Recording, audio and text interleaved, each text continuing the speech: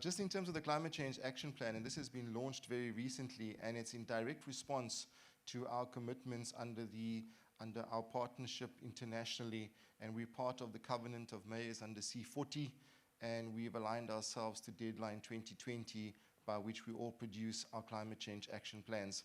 And this is very important because it spells out a commitment towards reaching net zero carbon status. And for the city of Cape Town, it means net zero carbon status by 2050. So this is the goal that's been set.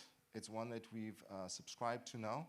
We've put forward an action plan that contains about 103 actions that are consistent with the type of activities that are required to make a fundamental shift and change in direction in the way that we use energy within the city. It not only targets mitigation, but also looks at adaptation and looking particularly at how do we address those that are most vulnerable within our communities. Ultimately, we'd like to see this as a partnership with various key stakeholders in business as well as in the communities themselves, and this is going to, I think, be the key to success in meeting the objectives of this particular action plan. In the course of developing the plan, we've had to assess where the biggest contributions are going to come from, and certainly the yellow area under that curve demonstrates to you the value of embedded generation. So this is typically your small-scale embedded generation. That's solar that's being generated, power that's being generated from solar systems on residential rooftops, commercial rooftops, but also a commitment to independent power producers to also embed projects in the order of 5 to 20 megawatts onto our network directly. And so that process has now commenced, and in the course of the next few months, we'll be receiving the proposals from the developers on the projects themselves that are going to contribute directly towards energy security of supply within the city. Underneath that yellowish colored block, you'll find another reddish block, which also then looks at the contribution that can be made from energy efficiency. And certainly within the short term, we believe that energy efficiency improvements are going to be the order of the day and offer us the best value for money. So in particular, when we think about energy efficiency, we're talking about municipal buildings. And so the city believes in leading by example. And so we're going to be focusing more and more on actually making our buildings net zero carbon, and that'll be done by 2030. So that's the goal that we've set ourselves internally. That also then means that there's a reciprocal support that has to come from renewable energy, and so another 45 megawatts of renewable energy power has to be provided to municipal buildings within the city, and that's where that embedded generation that I spoke about earlier comes into play. Below that, in the purple area, you'd find that there's a bigger contribution to transportation, and this really talks to the big contribution that is currently being made by the transport sector to greenhouse gas emissions within the city. So almost 29% of all greenhouse gas emissions in the city come from the transport sector. So it's not surprising that this has become a big focal area for the city. And of course, there are a multitude of ways in which we can address that, and we'll be looking obviously at electrification of transport, but also the migration towards biofuels and looking at alternative pathways for moving people and mobilizing communities as we go forward. So it's all part of a greater shake-up that says, how do we improve the lifestyle of our communities, but at the same time transition to cleaner and safer fuels. So this is the pathway and the trajectory that we have chosen for the city to attain net zero carbon status by 2050. It is a fairly dynamic system that is being developed because obviously pricing and availability of energy carriers and the rate at which technology is developed will play a key role in determining how effective those solutions are. But at the end of the day, we have a blueprint that will be followed going forward.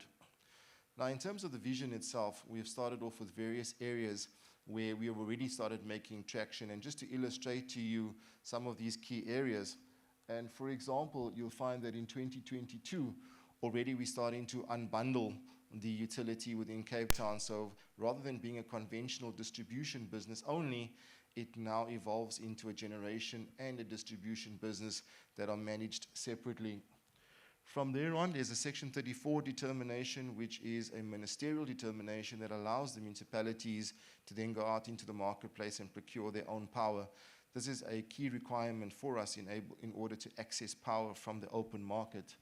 Moving on then to 2023, we start our own build program. Currently under development is a 10 megawatt solar plant in Atlantis, and that is the forerunner of our own generation within the city.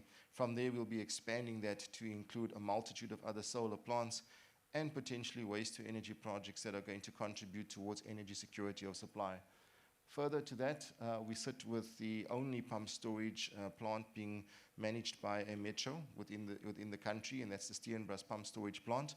It has to be taken out of service for much needed refurbishment, and that process will be undertaken from 2023 onwards till past 2025. So it'll be out of service for a few years, but it is a vital contributor at this stage towards mitigation of load shedding within the city.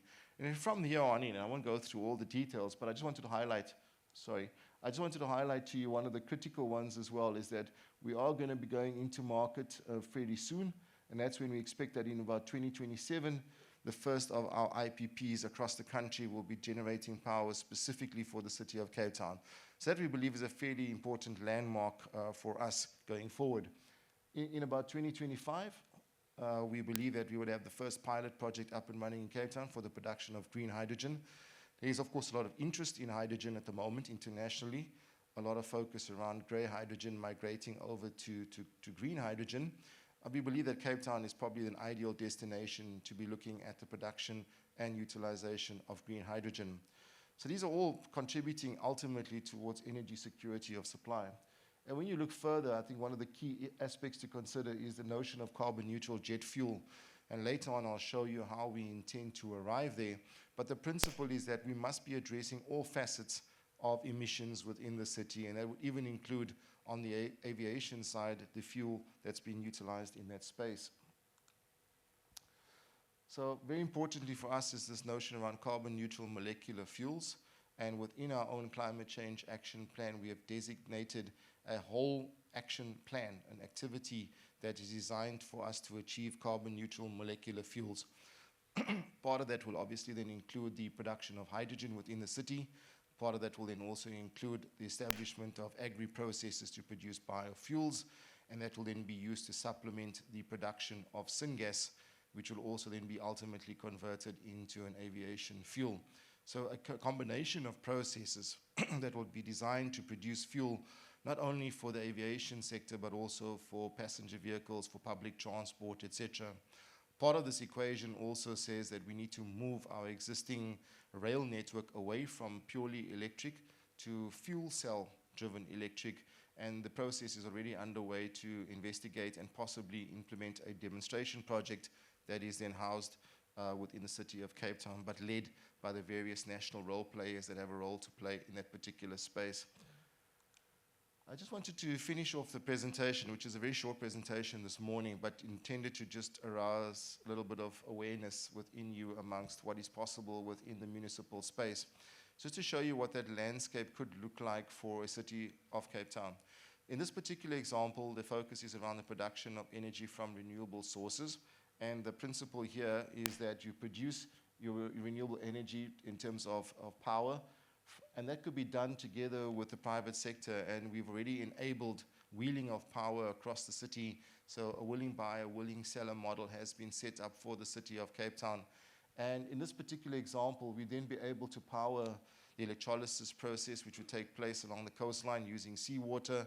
And from there, the resultant hydrogen that is produced would either go into a green techno park, and this green techno park is being scheduled to be set up at the old Athlone Power Station site, which is now currently being decommissioned.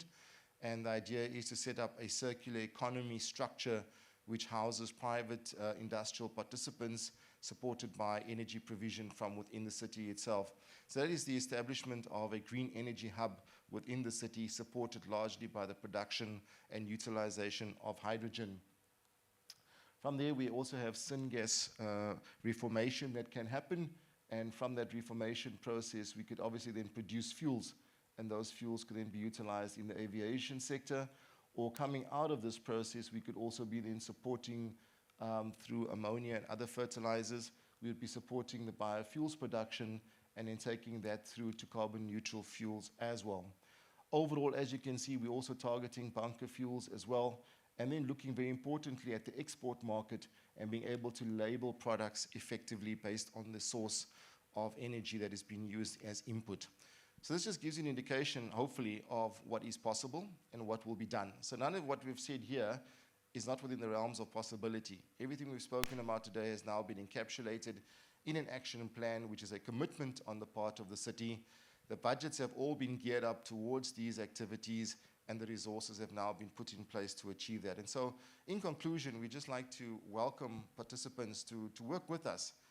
We're a very open and receptive city when it comes to the evolution of the space, and we see partnerships as being the key driver. In fact, our campaign slogan for the climate change campaign is "Let's act for a stronger Cape Town," and we welcome those participants from all over to join us on this journey towards carbon neutrality by 2050. And on that note, thank you so much for your attention this morning.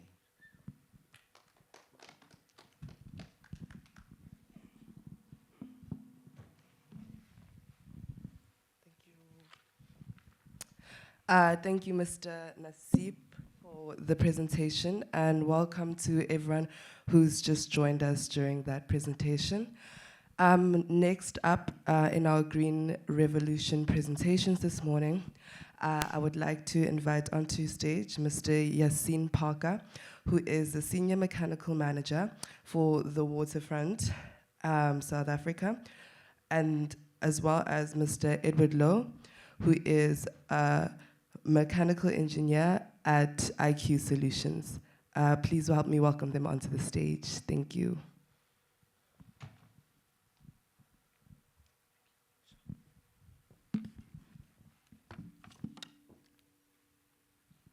Yeah, thank you for that introduction. Good morning to everybody, to all our esteemed guests from near and far. Before I start on the presentation of the district cooling plant, I thought I'll give you an introduction to the Vienna Waterfront, give you a bit of information from an operational perspective. If you can go on to... Okay, so the Vienna Waterfront comprises about 300 acres, or about 1.2 square kilometers of real estate. It's quite a large piece of real estate in the mother city. It's made up, or 19,000 people work at the Vienna every day. We see 24 million visitors per annum through our precinct.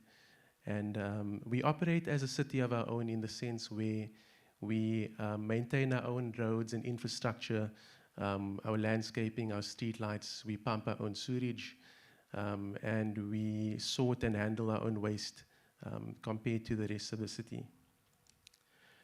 Okay, so we're not just a property development company, but we also see ourselves as an eco-development company.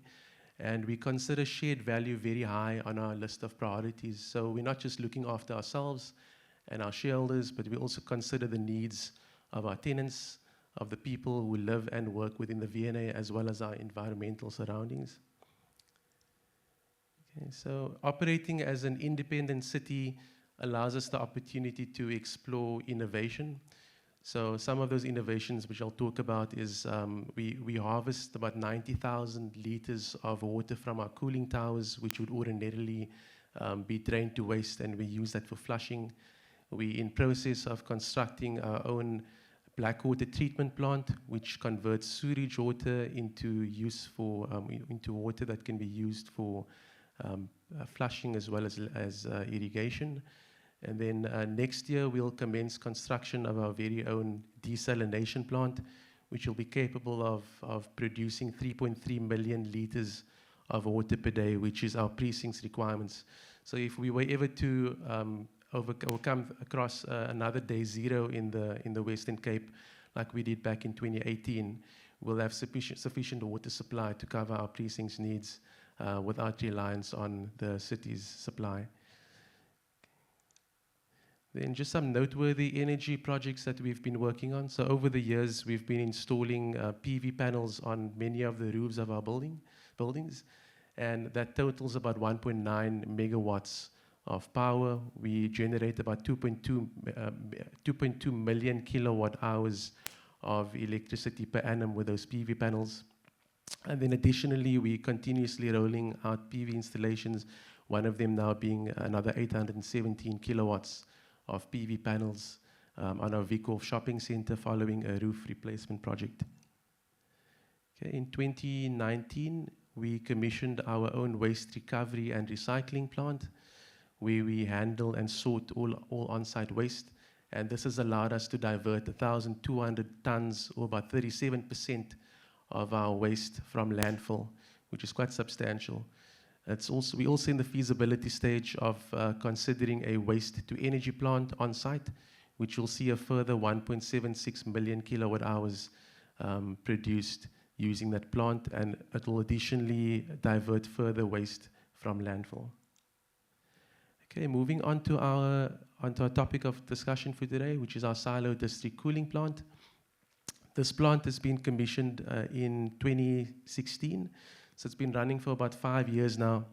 And I think it's an ideal opportunity to speak about not just the design of the plant, but the operation of this plant over the past 5 years.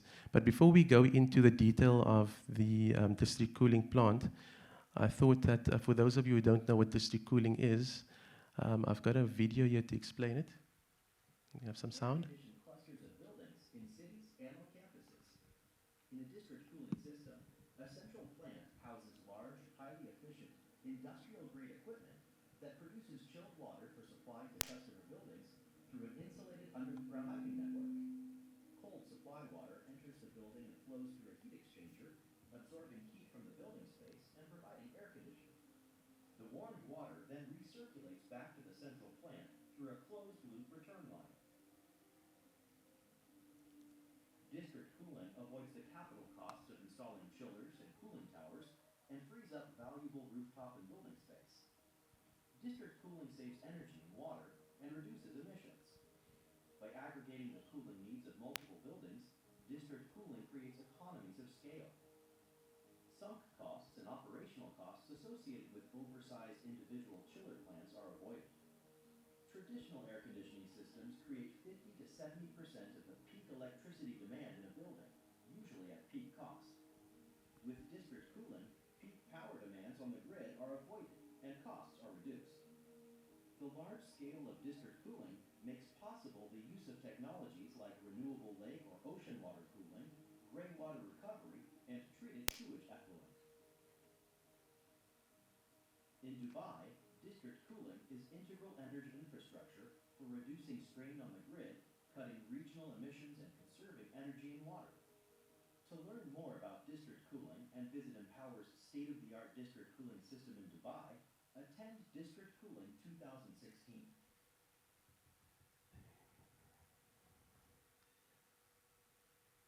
Okay, so moving on to feasibility. The next slide. So when we considered the feasibility of the district cooling plant, we were building a precinct at the silo district, not just a single building. So it was 6 new buildings. And it made sense for us to consider an alternate form of air conditioning. So the economies of scale worked in our favor, where we could consider an alternate form of conditioning these 7 buildings. So we also wanted this precinct to stand out from the rest. We wanted this precinct to be the greenest precinct in Africa. And considering that all these buildings were designed to be either 5 or 6 Green Star rating via the Green Building Council of South Africa, it made sense for us to consider an efficient air conditioning plant, and also considering air conditioning is one of the largest consumers of electricity in commercial buildings. So the capital cost for this plant was about $3 million or 45 million South African rand.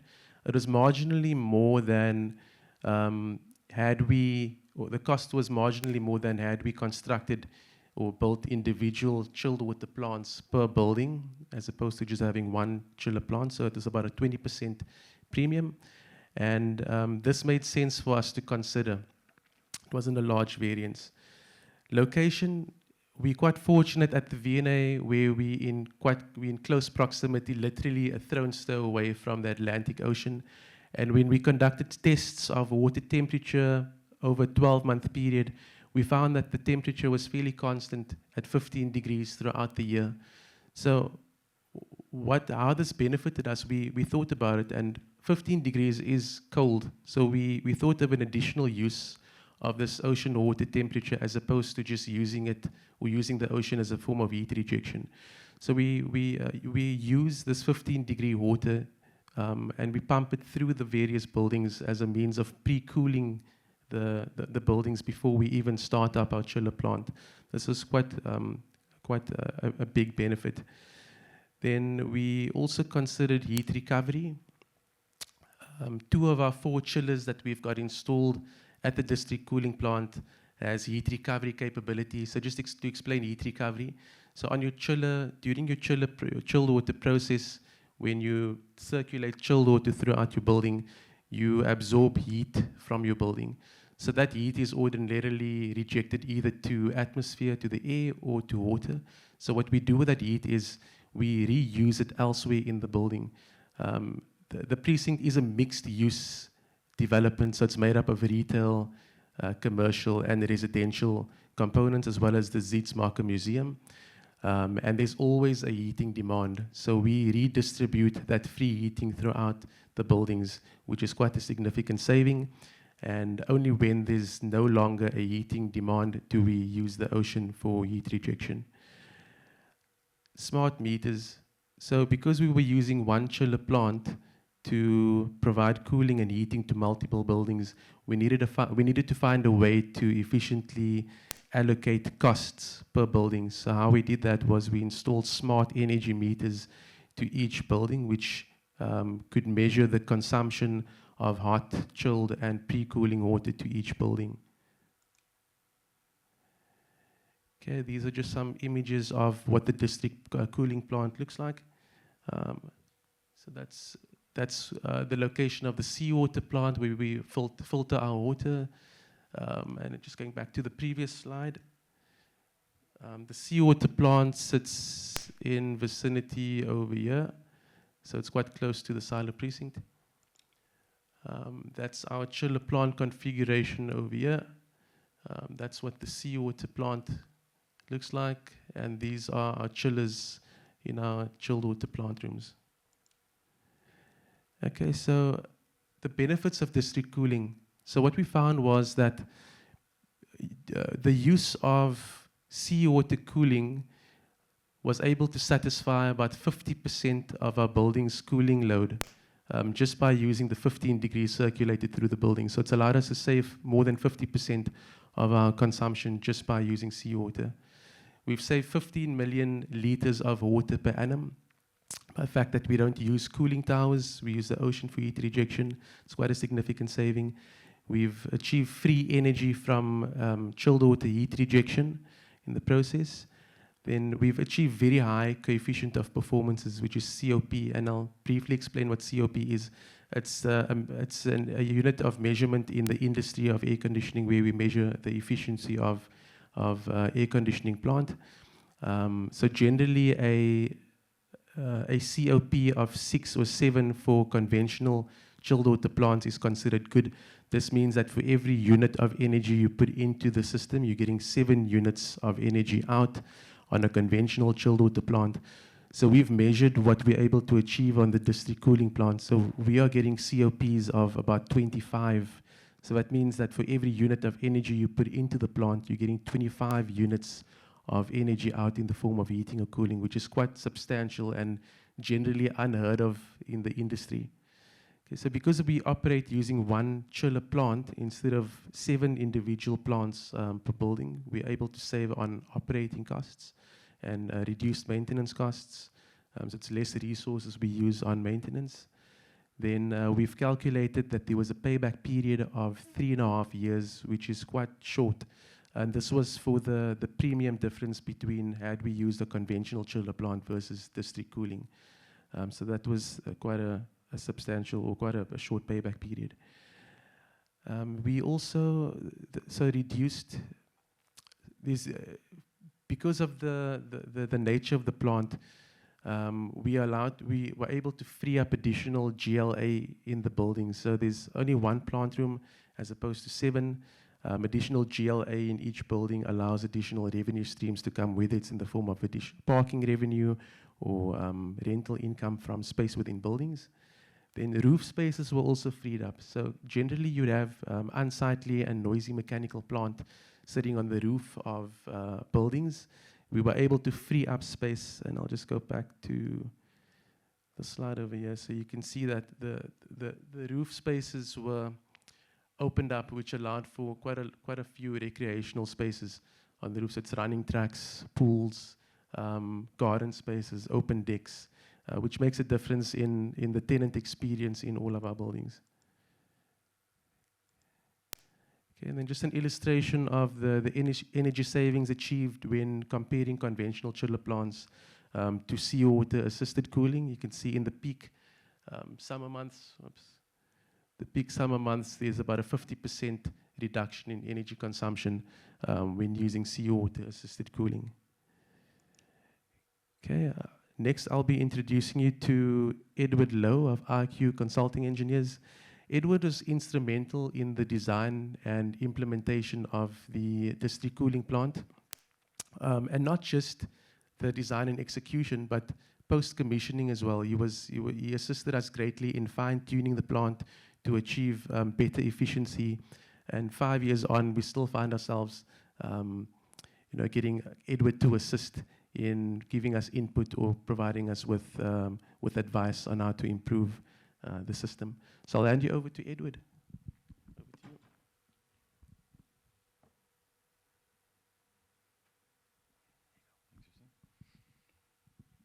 Thank you, Yassine. Thank you for allowing us to brief you on the project that we've been involved with. So my name is Edward Lowe. I'm a director at IQ Consulting Engineers. At the time of the project execution, I was with a different consulting engineer firm, but I was the lead engineer and involved in the design and construction supervision, and then obviously, like Yassine said, the fine-tuning. So that was the introduction. Sorry, I'm just trying to get this menu away here. There we go. The project overview, I'll quickly run through the project overview, design aspects and control philosophy and installation, trying not to repeat what Yassine already gave you. The main drivers for this project was, first of all, energy efficiency. As Yassine has said, due to the green precinct, that was the main driver. So everything in terms of equipment selections, plant design was based around energy efficiency. What would be the most efficient way of doing it, the most efficient equipment. Obviously the green buildings requirements, we, like Yassine said, about the various buildings as various Green Star ratings. Some of them Silo 5, which I was also involved with, which is an office, mixed-use office and retail, that achieved a South African 6-star as-built rating. And then also all the advantages Yassine also listed about using centralized plant, be it space saving, economies of scale, reduced maintenance, etc. So the services that we provide from this cooling plant is chilled water to cool buildings. We provide hot water for heating purposes of the buildings, also in terms of space heating, as well as in terms of domestic hot water. And then also pre-cooling water. Now the pre-cooling water was already explained by Yassine. So you combine in your air handling side, your air side in the building, like you would see the diffusers in our roof here. The pre-cooling water would do a portion of the cooling before the chilled water would do it, which is a more expensive way of cooling because of the chillers that you have to run.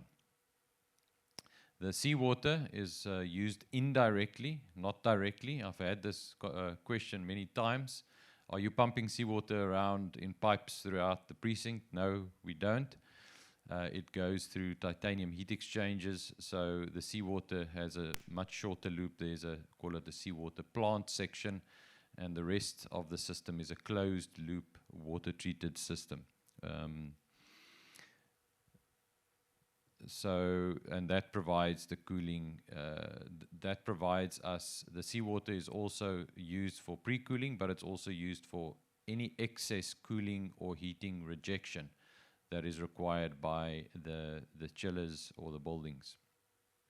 The plant room, as you can see on the one picture here, this is the upper floor, I think, yes, of the chiller plant. It's spreads over 2 parking basements, P3, P2, a footprint in that parking basement, as well as a remote seawater plant, which is connected with pipes, obviously, to the plant. So it's split between the upper floor being the chillers and pumps, associated pumps, control valves, electrical switchboards, and the lower level, which is the heat exchangers, also associated pumps, compressed air for the plant, and electrical infrastructure and control valves. The system itself is a very energy efficient system, as Yassine explained. It utilizes variable flow throughout, so we've got variable flow on both the chilled water, hot water side, as well as the seawater side, the seawater reticulation side as well, to optimize the energy. If you can imagine in your mind that the energy that you require at the end, you want to match all your power downstream or upstream to the source of your cooling. If you over cool or over pump water around, you're wasting a lot of energy. If you're familiar with energy efficiency projects, one of the first things they usually do, or look at least, is putting variable speed drives on your pumps, because it saves a lot of energy. Do not run all the pumps full out. So from the chillers are variable speed, the pumps are variable speed. It's not so easy to implement that, but you need to have certain aspects covered when you do that, which we did. And then obviously we followed all the EIA, environmental impact and coastal waters discharge permit requirements in order to use the seawater. You can't just use seawater without anybody knowing. If you want to use it for any form of discharge or heat exchange or utilize it, you have to go through an EIA process.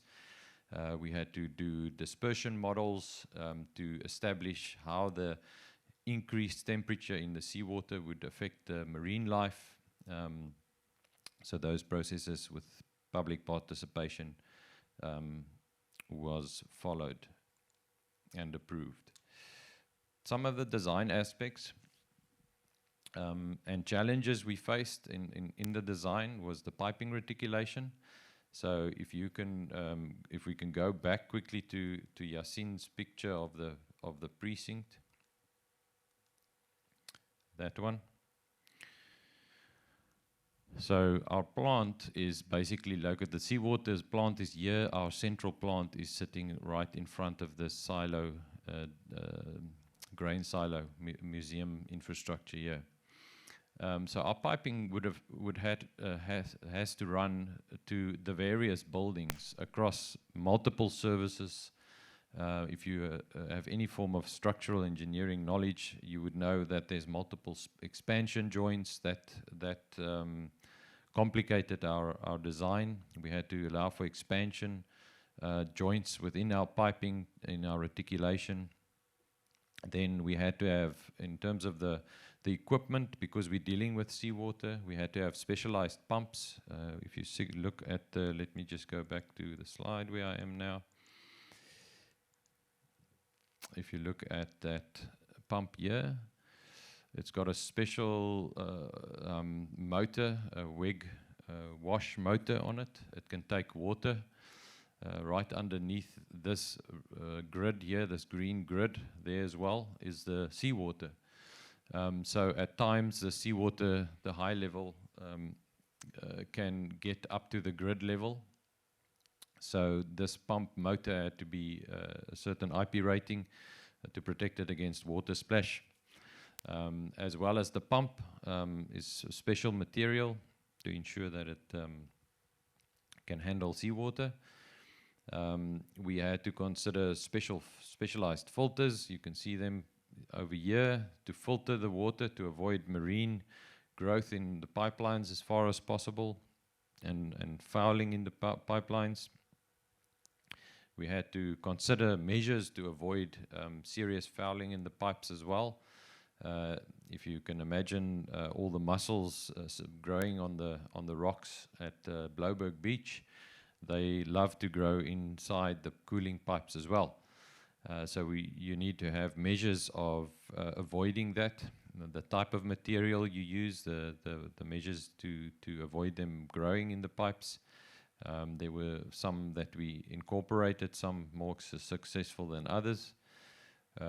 In terms of the valve selections, especially underneath the jetty structure where this is located, we had to look at pneumatically operated valves instead of electronically actuated valves or electrically actuated due to the corrosive environment. And then the material selection of the pipes, the valves, everything was very carefully and meticulously selected for the application.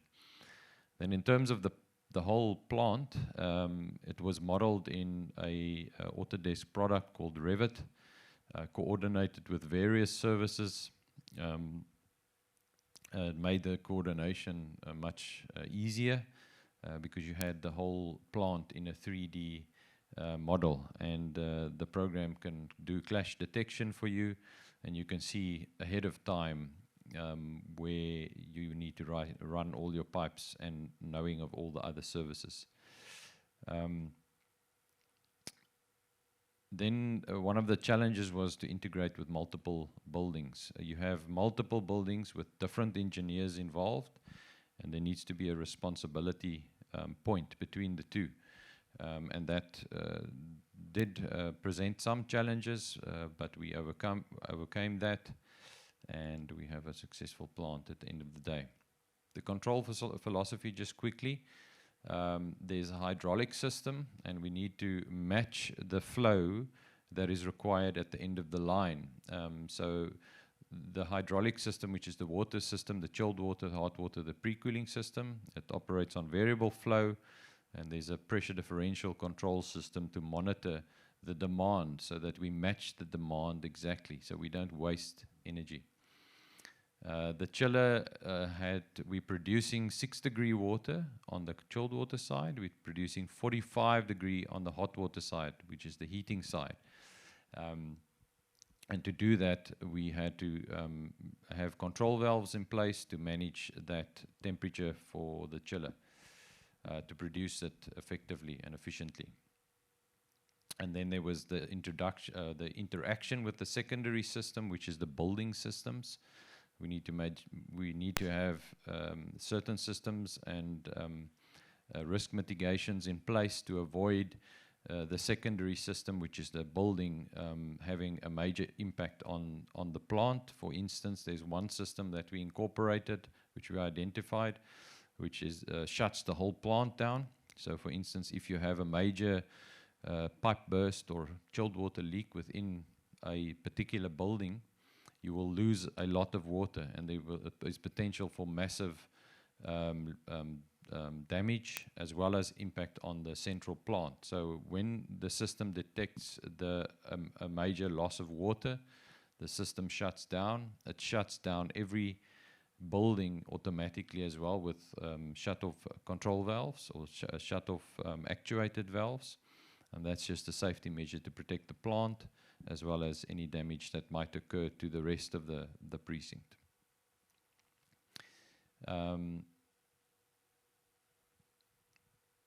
Then the building utilities, Yassine already spoke about. We're supplying to all the buildings and monitoring it and measuring it. One of the other challenges was the equipment rigging into the existing building. The building was constructed, or the parking was constructed, and we had to rig the chillers and all the equipment through this parking, through a ramp, or across a ramp into place. That was a difficult process, required careful planning. Then also the interaction with the silo construction site and cranes. So if you can imagine, the chilled water plant had to be in place by the time the first building in the precinct opened. So the building had to be, or the cooling plant had to be ready, but the precinct was still being constructed in certain aspects. So there were lots of interaction to make sure that we plan it carefully. In certain instances, there was a tower crane still in the way, where we had to run our pipes to a future building. So we would leave that portion of piping out, wait for the crane construction to be completed, and then just fill in that piece of piping. All right, that is my story on the design aspects and some of the challenges we faced. I'll hand back to Yassine to deal with some of the maintenance of this plant. Thanks. Thank you, Edward. So moving on to maintenance. So the district cooling plant, which was the first cooling plant of its kind in Africa, was handed over to us post-project completion. So it's handed over to the VNA, and now all of a sudden we have to maintain this plant that we know nothing about. So we went through the training, of course, during the project, but at the end of the day, we took on something new. We had a lot to learn. So we spoke about the good, we spoke about the bad, and then I think we need to speak about the ugly. So the first year for us was a big lesson. And maybe I'll just leave this here to digest. So following the first few months of maintenance, we've had to quickly learn and adapt our maintenance regimes to avoid this happening again. And fortunately, we've learned, we've put measures in place.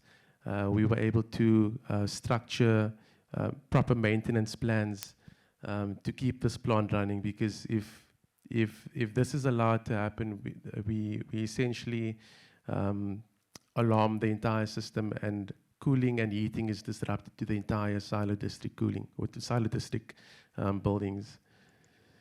So we discovered that regular maintenance is critical in keeping a plant running. So we've had to establish adequate maintenance regimes on a regular basis. So certain components would need more frequent maintenance than others. And I think over the years, we've learned to adapt and to master the maintenance protocols. We've got a sophisticated building management system, which is capable of sending alarms and allows swift reaction to any faults before the problem escalates to an extent where the system shuts down. Then what we found is having a technically capable maintenance team is critical in keeping a plant of this complexity running. And then lastly, partnering with the right contractors and people like Edward has allowed us to not just keep the plant going, but also to optimize and improve on a continuous basis throughout this last 5 years. So just in conclusion, seawater cooling has worked so well for us that we're considering its future use, and Edward is in fact involved on a project to where we intend using seawater cooling on one of our largest buildings, which is the Geof shopping center. So the plan is to route seawater cooling to eliminate the need for cooling towers, which is water consuming, and also to improve the energy efficiency of our air conditioning systems at the Geof shopping center. And would we do it again? Yes, definitely. It's been a big learning curve for us, but it's also been a big energy saver as well as water saver as well for us. So thank you, everybody. And if you have any questions, please feel free to ask during the Q&A session or after the presentations. Edward and I will be here for a few minutes afterwards if you'd like to ask us anything. Thank you. Thank you, Yassine. Thank you so much for your presentation, Edward and Yassine. Now I'd like to invite onto stage Ms. Janelle Menifee from Solar Time. Ladies and gentlemen, I kindly ask you to give us about 30 seconds just to set up Ms. Menifee's presentation, and then we'll jump right into it.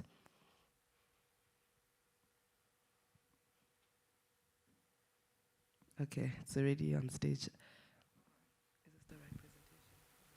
Oh, people right there. Is it? Oh, that's fine. All That's right. okay. Thank you, ma'am. And good day to you fine peoples. Well, to introduce myself, my name is John L. Carroll Menifee with Solar Time USA.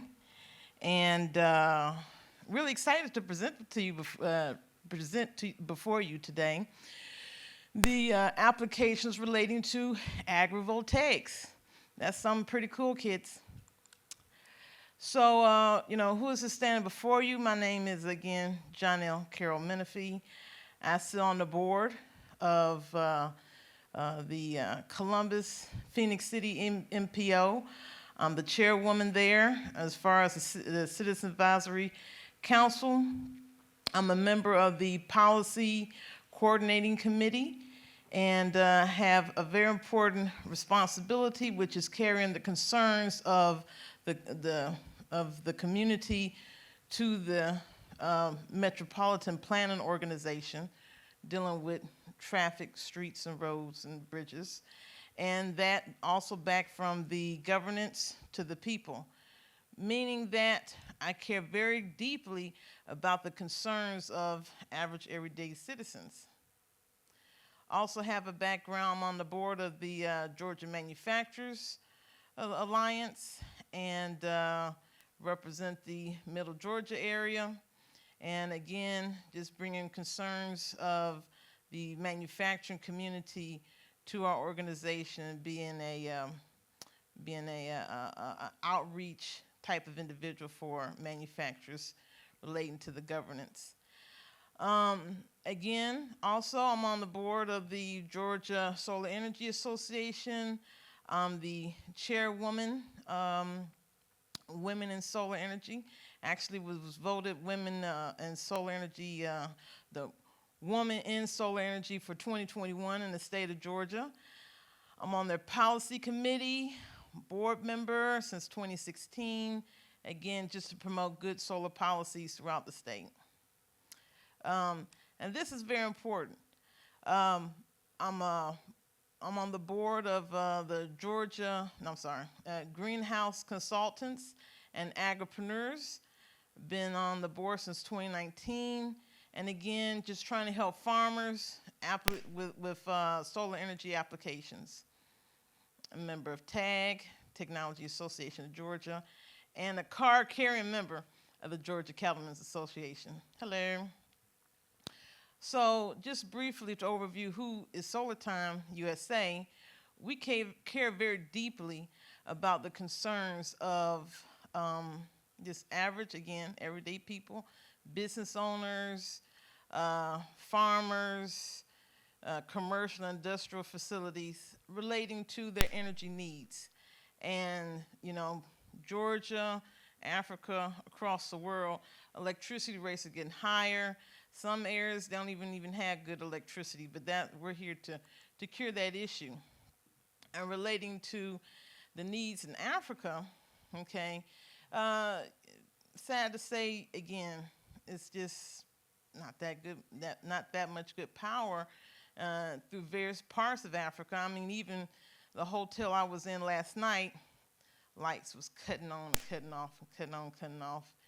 And I could barely get through my presentation. Lord have mercy.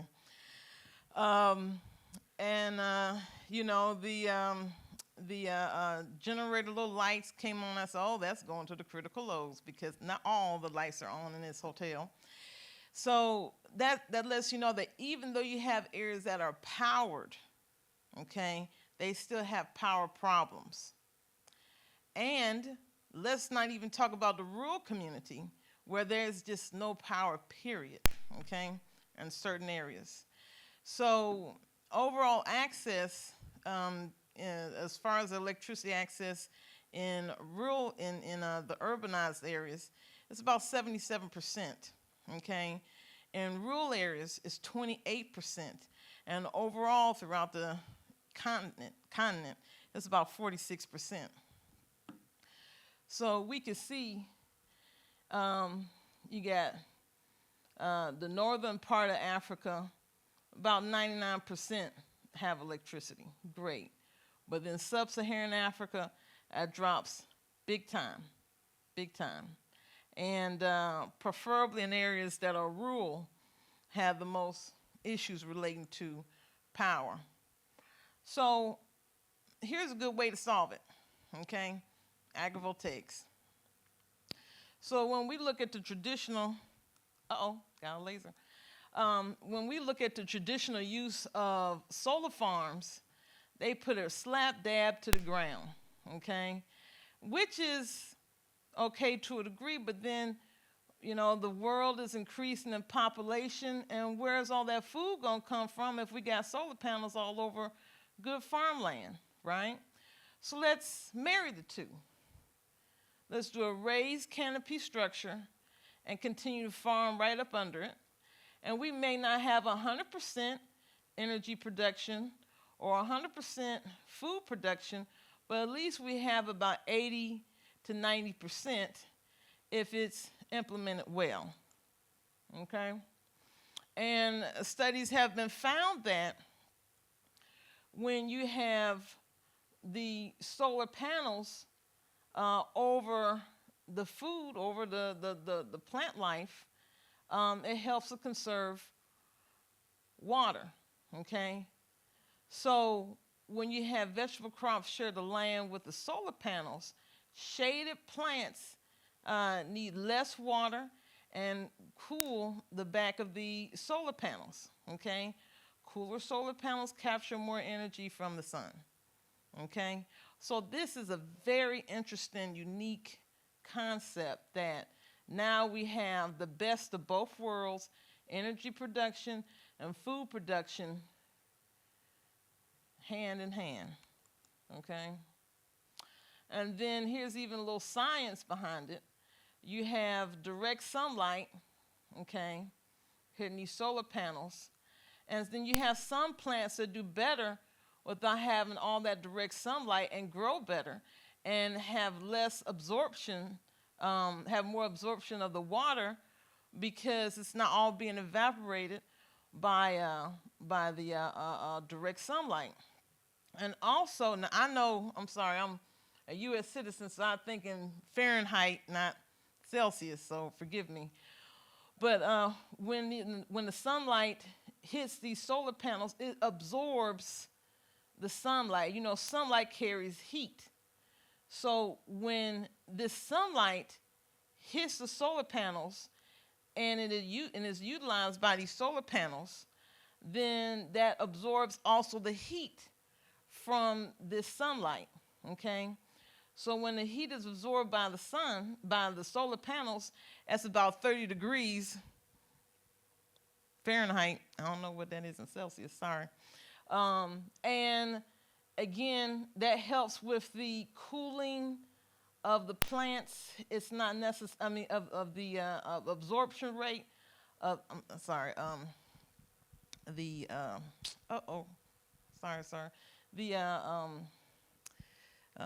water, little fog here. But, you know, the plants are able to absorb more water and it's not evaporated, there you go, into the air. So just examples of various agrivoltaic applications. You have greenhouse. This is like hoop houses. You got a solar power plant that's right in front of the hoop houses, absorbing that sunlight. You also have the solar panels installed into the roof of this greenhouse. And a really good example of a power plant that is utilizing greenhouses is in Mozambique, okay? And you see it's an elevated canopy structure, and you had a greenhouse right up under it. You have also the elevated canopy structure with the cattle right up under there doing their grazing activity. And most importantly, it's hot. It's very, very hot in these fields, especially in Georgia. And look at the cows resting up under the shaded panels. It's a beautiful thing, y'all. Now you have the agrivoltaics and the row cropping. Now they structured it. This particular structure is to help for the equipment, you know, to get up under these solar panels. Please don't damage this structure. It costs so much money. And here you have more of a flat version instead of a tilted version, and then you have it to where people can just get up under there and service the crops, okay? What's nice about some project applications is they integrate water into the project, where you have the canopy structure, you have the water there that's being pumped right over the crops, and it's watering the crops. This is in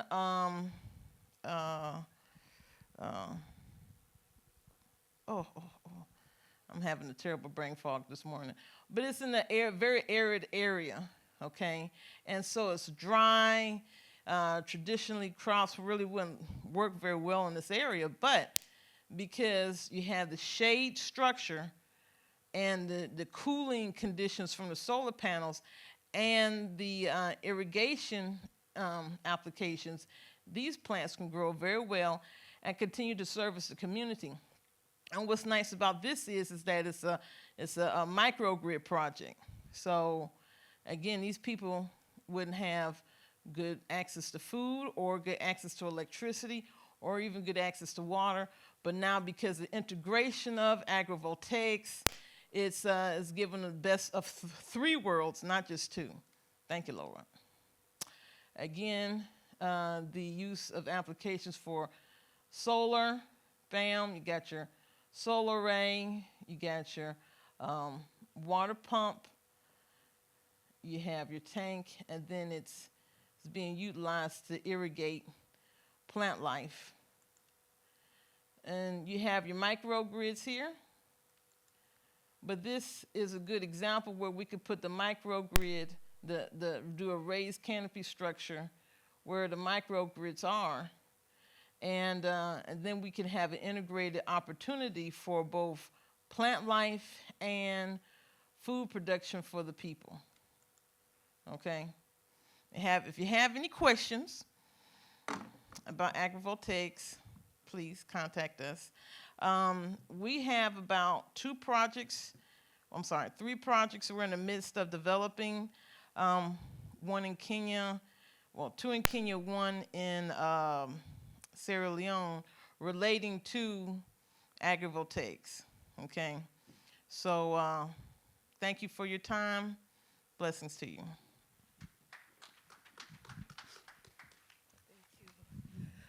Thank you so much, Janelle, for that wonderful presentation. Ladies and gentlemen, thank you for joining us for the first session on the Green Revolution in Africa in the Nedbank building. We are now going to have a networking break. You are welcome to speak to some of the presenters, as they'll be outside the venue, as they said at the end of their presentations. We'll be resuming for the next session in this venue at 11. So we'll see you then. Thank you. Yeah, I was just going to put some facts down because it's a South African audience, so it's not always the case that SA audiences are as familiar with Mozambique. So what should always be borne in mind, there's 3 projects in the Rovuma Basin, as has been mentioned. Coral FLNG is on time to budget, will produce LNG next year, and I believe Minister Tanella said the first half of next year, so it's been completely unaffected by force majeure.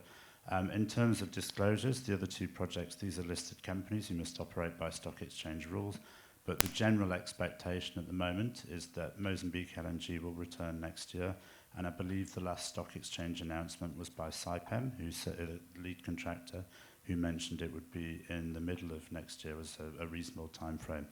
And then the third project, the ExxonMobil ENI Rovuma LNG, was the subject of intense media speculation in the US media about 3 weeks ago.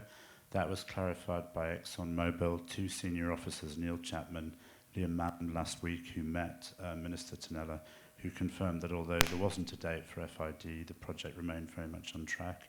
And that was supplemented by disclosure by ENI's CEO last Friday, Mr. De Calci, who very much confirmed that there were net zero plans for Rovuma LNG, which involved biofuels. So I just wanted to put that down on the record for the public domain position. Are there any additions from our other speakers? Well, it's also important to mention that there's a confluence of factors. Of course, the announcements that were made quite recently by Exxon and the fact that CEPAM came out and confirmed by mid next year they will go back to operations. But we have to also understand that initially we're talking about the window for gas being between 2025. We're talking about prices here. And that sweet spot is being between 2025 and 2027. And of course, then there was a perception that it moved to 2029, 2030. Fact is that oil and gas prices have increased substantially of late. And of course, we know that the investors want to maximize their investments and their returns. So clearly, Total and Exxon are not immune to that. They certainly look at the market and see what would be the best time for them to go back. So we're very hopeful and of course positive that sooner rather than later the issue of force majeure, of course looking at the betterment of the situation in Cabo Delgado will definitely be part of the past. Thank you, Mr. Mucave. Moving on to the next question. ENI is set to launch the Coral FLNG. Should there be more FLNG projects around Mozambique from a gas monetization perspective? Will the security situation allow it?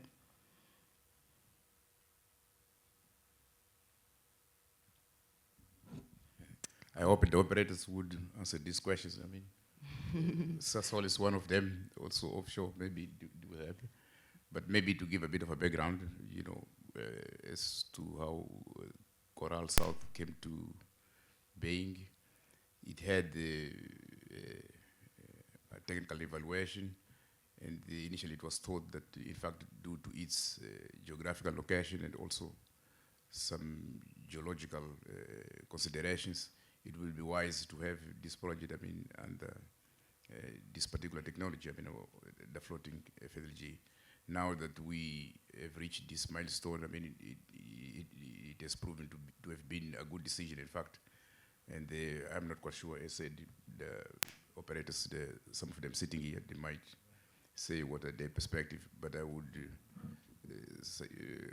assume that if similar environmental conditions do arise in areas that have a commercial discovery of similar or of a very good quality, as is the Coral South reservoirs, well, probably the same decision might be taken, but I'll leave the floor to my colleagues as well. Thank you, Mr. Mucave. Obviously, this is a question that has been properly started answered by the government. But obviously, if I may, yes, I do see, you know, opportunities for us to look into LNG as opportunities as part of the transition. Obviously, when we look at gas demand, we have made it very clearly that part of the transition should be played by gas. When you look at your specific point on LNG, our current discussions with different operators and business people, we talk about how do we get gas into the market. When I say into the market, south of Mozambique, South Africa, and so on. And obviously, LNG is an opportunity. If we can get LNG into Matola, for example, or even Beira, then we can find ways of regas that LNG and obviously pump into the markets where it's needed. So I personally do see that as an opportunity that still need to be evaluated. Obviously, we do have talks about pipelines, but again, as clearly been pointed out, security issues and so forth and so forth. When we look at LNG, we really need to look at logistics. How are we going to be running the logistics to enable that LNG plays the role that should be playing in the transition phase. Thank you. Thank you, Mr. Odivio. Are there any further comments on the FLNG question? Okay. We are drawing nearer to the end of our panel. We have one more question, and then I'll be asking our speakers to give us any closing remarks on the conversation that we've had today. So our final question is, what are the challenges to building up Mozambique's downstream and midstream capacity? How can a focus on infrastructure ensure that Mozambique has a competitive advantage on the market? Any takers for the last question?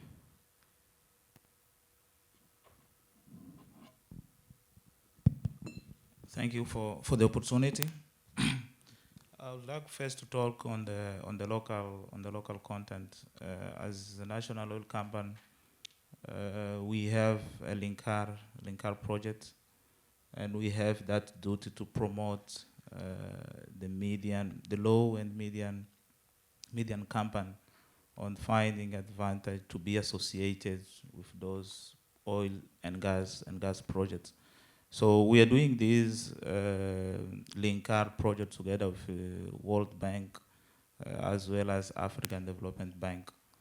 And for the first phase, we'll be looking about $5 million to develop this project. And on that regard, we also would like to invite the investors together with ENH to find that place and to play a very important role on this opportunity to take Mozambican entrepreneurial companies to be associated with those projects. One thing that I would like to add is related to the infrastructure. We are working together with our neighbors countries as well as South African to develop an integrated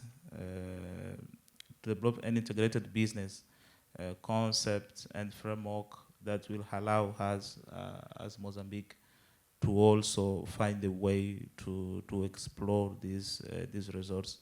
And actually there is a project that will be having a pipeline from north to the south of Mozambique.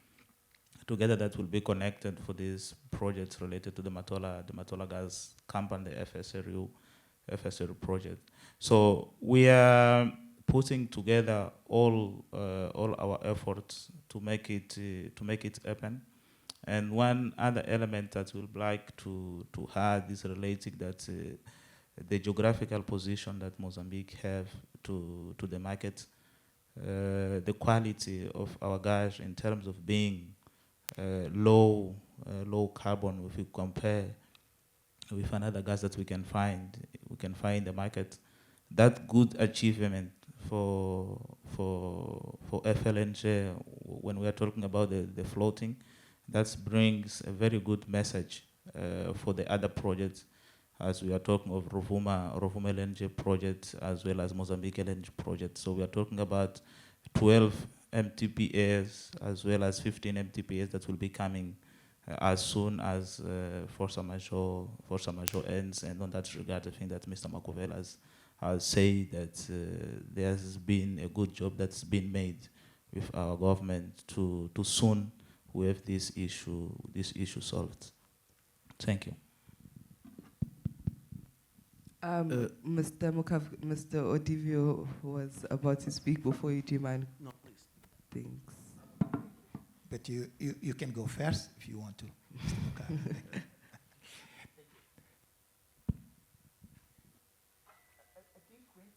Oh, sorry about that. Hello? Yes, thank you. Obviously, when we talk about infrastructure. Hello? Thank you. Obviously, when we talk about infrastructure, we do see a window for participation. When we say we do see a window for participation, I'm talking going beyond the traditional energy companies, majors, and so forth. Because if I look at the example of Sanso, where we had actually actively, driving the pipeline between Mozambique and South Africa, the so-called ROMCO pipeline, Republic of Mozambique pipeline.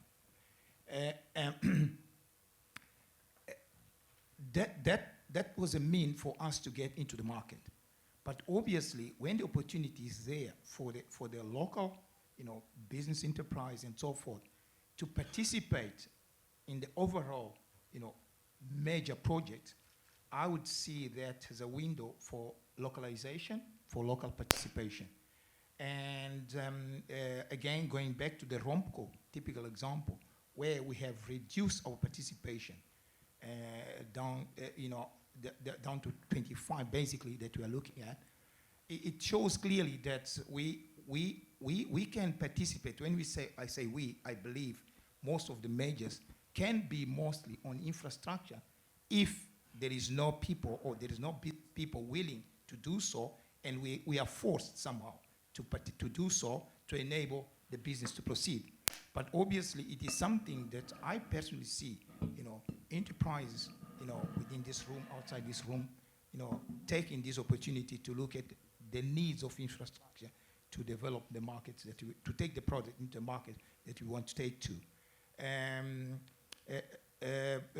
Again, when you look at infrastructure, it touches me in the areas of local content, as my colleague has just mentioned, that it's quite critical that the local content element steps in through opportunities like this. And if I may just talk about it in a few seconds, we as SASO, we are very determined to drive the local content agenda.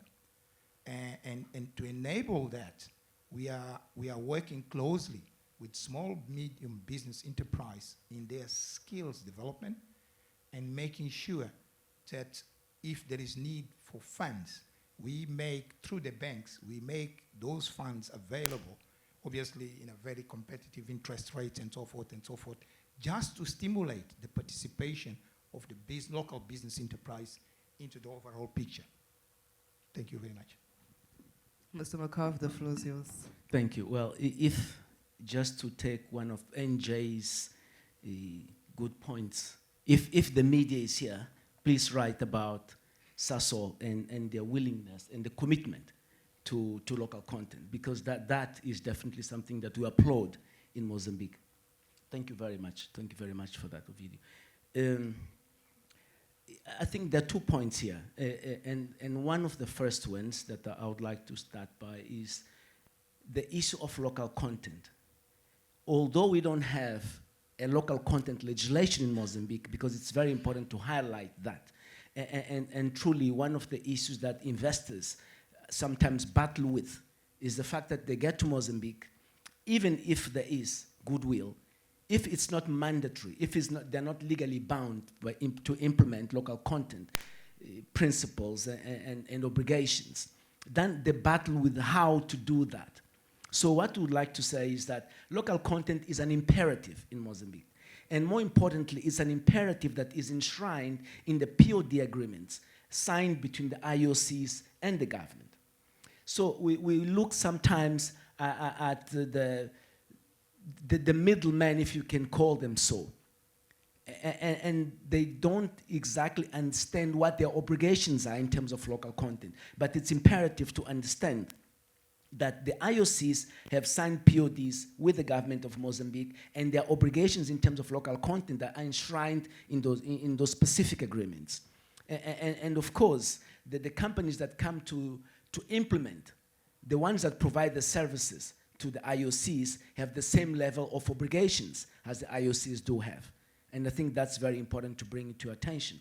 Secondly, of course, the issue of the forward and backward linkages that leads into the development of mid and downstream infrastructure in Mozambique is also an issue of local content. Because when you look at, for instance, the issue of domestic gas, where I just say that according to the Mozambican legislation, there's an obligation of 25% of the production to be used locally as domestic gas. And of course, that domestic gas creates this opportunity for industrialization through the backwards and forward linkages, which ends up resulting in what we're talking about, the infrastructure development for the production and for the use of gas in Mozambique. So really, what we would like to see is more entrepreneurs that come to Mozambique, not with the intention simply of buying the gas and exporting it to South Africa, but looking at Mozambique, at the Mozambican internal market, although small it is. But look at that market as a market that will allow them not only to have access to that gas, but through the building of infrastructure in Mozambique, penetrate the regional markets. And I think that's very important, because usually what we have is people that will come to Mozambique and will look at Mozambique from a South African perspective. And I think that's where lots of South African business people fail in Mozambique, because you cannot look at that market from a South African perspective. You have to go to Mozambique and look perhaps at South Africa from a Mozambican perspective. The gas is in Mozambique. There's a legislation that compels producers to dispose of 25% locally. Question is, how do you establish those backward and forward linkages to use that gas to the benefit of those entrepreneurs and to the benefit of the region? Thank you. Mr. Rudencio, would like to add? I would like just to say that we do have in Mozambique a commission that is working on the local content process, and we also have on the regulator side, as well as at the ENH, a division specialized on the local content. And I would like to say also, just to not respond to Mr. Mucave, but saying that as ENH, one of our role is the aggregator. So we are the aggregator to make sure that those 25% finds a way to be developed in Mozambique. And when we look to that and we see the banners that we have on our back, we can see one of those projects. That's the GL project. So what we are saying is that the conditions are there in Mozambique. The law allows us to develop projects in Mozambique, but in fact we need to have these projects in Mozambique. So we need to have the companies coming in Mozambique. And another else that I would like to add is we are now working to find a way to develop the condensate, split condensate refinery that will allow us to have in Mozambique condensate refinery. So there are so many projects on the table that will make sure that 25% that has been allocated to be developed in Mozambique, being developed in Mozambique. So what we are saying is that the law allows, the projects need to come, and we are developing internal capability also to make it sure. So I'm not saying that don't having the local content laws specific is not a problem, but what we are saying is that we do have elements beside of those contracts that has been signed between those companies with the government of Mozambique, in which has, as ENH, participate on those. We also have some components even on our regulator that make sure that those local content is find a way to be solved, and we take advantage of those resources. So that's what I would like to highlight here. Thank you. Mr. Abramowitz, I see you have your mic up. You know, if we're doing closing statements. Yeah, so we are running slightly over time, so I'm going to give all our lovely panelists an opportunity to give some brief closing remarks. You can go ahead. Okay. So thank you for the invitation to be here. I do want to give a reality check from Glasgow, from COP26, where I just came from, and that, you know, we've heard allusions to net zero by mid-century, right? And so if Mozambique is committed to net zero by 2050, just understand the implications for the people on the panel and in the audience. It's only 28 years, right? So if it takes 3 to 5 years, sometimes longer, to develop any of these pipeline or power plant projects, and if it's a priority now to reduce the methane significantly by 2030, you only have a small window. Not all of these projects are going to happen, right? Just to kind of also understand that. And just because we see on the maps, you know, all the red zones and you know that the resources are there, what's going to happen at on a global level is that the financing for Mozambique is going to shrink to be able to do any of these projects, because you're not going to start, let's say, in 2030 a new gas plant or a new gas pipeline, right? So I just keep in mind that that window is actually, the clock is ticking, and so therefore the energy mix and the solar power certainly is to be part of that. I do agree in terms of the exporting into neighboring countries is a way to justify perhaps more than just what Mozambique needs, but I hope all of the investors in the Mozambique energy front will also be adding a healthy amount of renewables, because the clock is not ticking on that, and it's essentially infinite. It's such a big, beautiful country that there will be a time where the majority of the energy of Mozambique will come from the sun and other natural resources. Thank you, Mr. Abramowitz. Would any of our other speakers like to give very brief closing remarks about the session? Mr. Ovidio? Yeah, thank you. Thank you very much again for the whole audience for making the time and listen to us. From myself, or on behalf of SASO, I remember yesterday we did mention clearly that our aim, our vision is actually innovating for a better world. When we talk about innovating for a better world, we really mean look at the man or the people has in the center of all our actions. So my appeal to the audience is our contributions to the skills and education is fundamental to achieve even the zero net that we're talking about. Is quite critical. Thank you very much. Thank you, Mr. Video. Mr. Eardley Taylor. I'll just finish off with a list of actually what's happened in Mozambique this year. Again, South African audiences aren't always totally familiar with it, but there's an immense amount of news flow. It is not a situation where load shedding is repeated day after day, as an example. So just this year off my list, you've had the FID of Sasol's PSA project, which the video didn't talk about.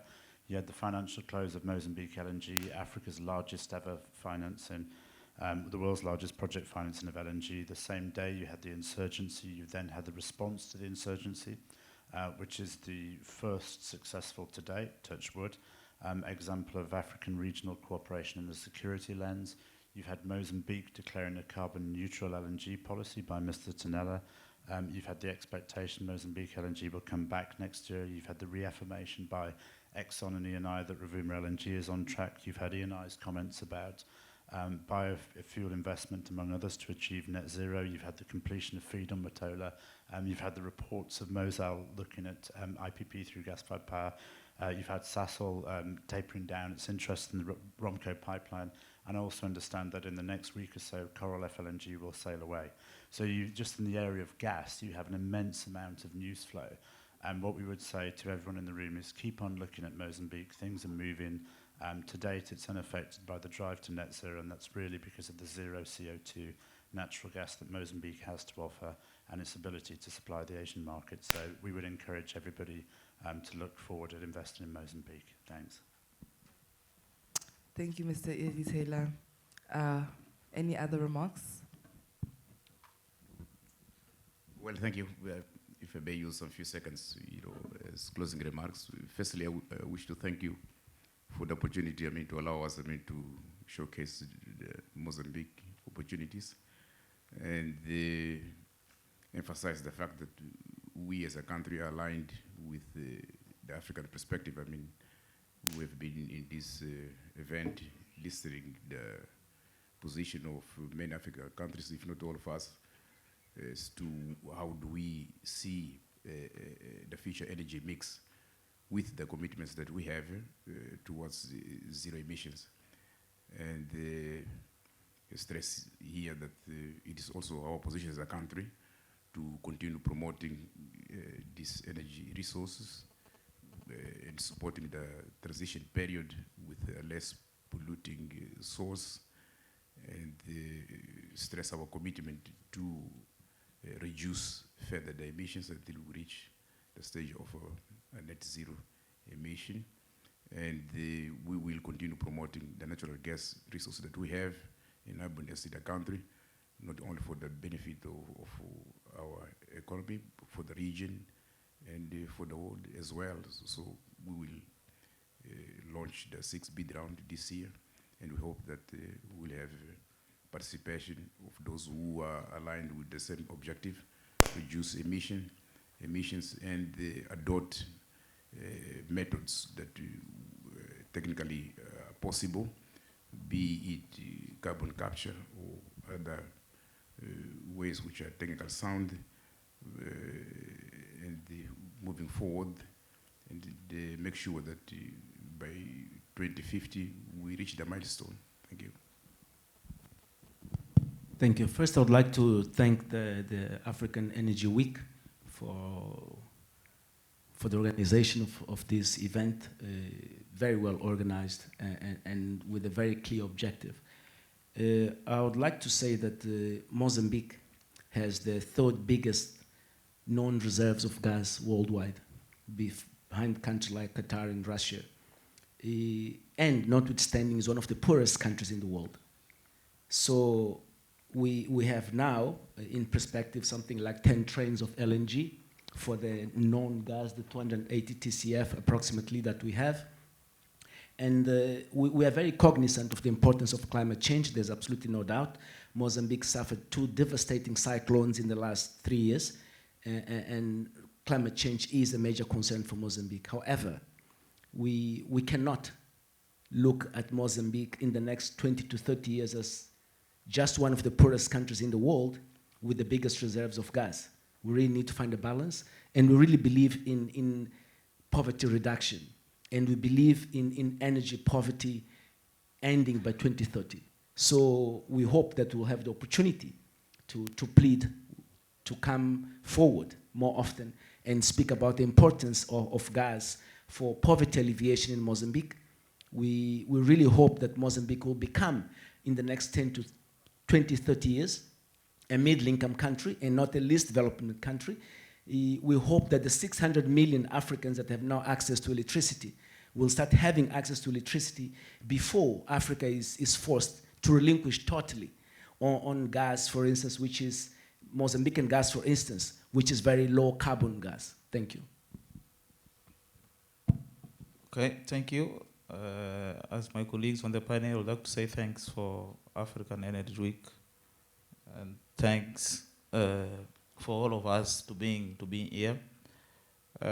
Just on my final remarks, I would like to share with you one of the example of the local content in Mozambique, which is related with the techniques, and I can see one of the directors here present. They've been participating on the construction of the coral projects. So at least more than 90% of technique in Mozambique, ENHL technique Mozambique, ETGV.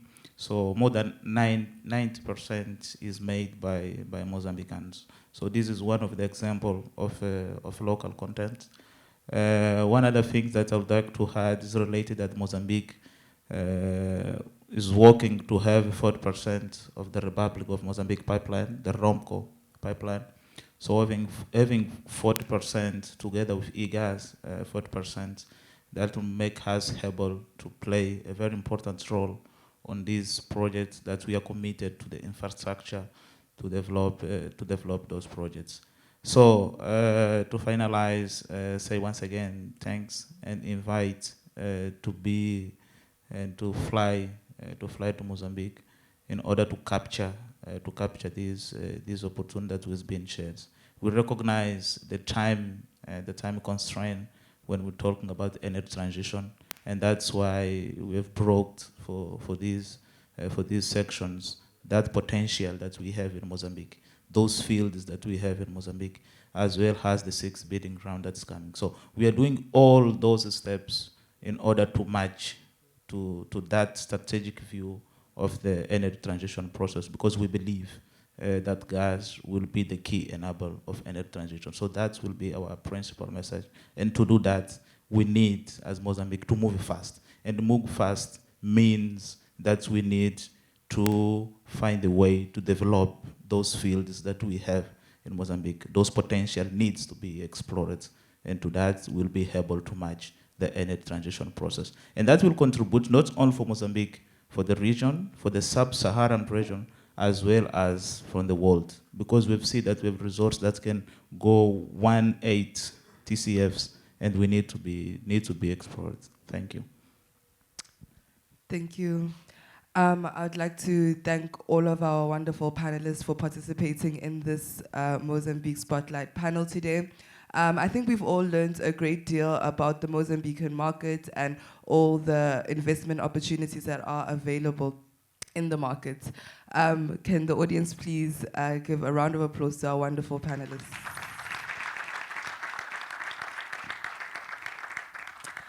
Thank you all. We've come to the end of our session. The next session in across all venues begins at 10:45. We did run slightly late on the session. It is now 10:19, so you do have a short opportunity to have a break or just to get to the next venue that you'd like to go. I was told to let everyone know that the ferries are operating during the break, so you are welcome to take the ferry boat from this side to the across the river, across the, I don't know what it's called, the marina, across the marina to the other side. So thank you all.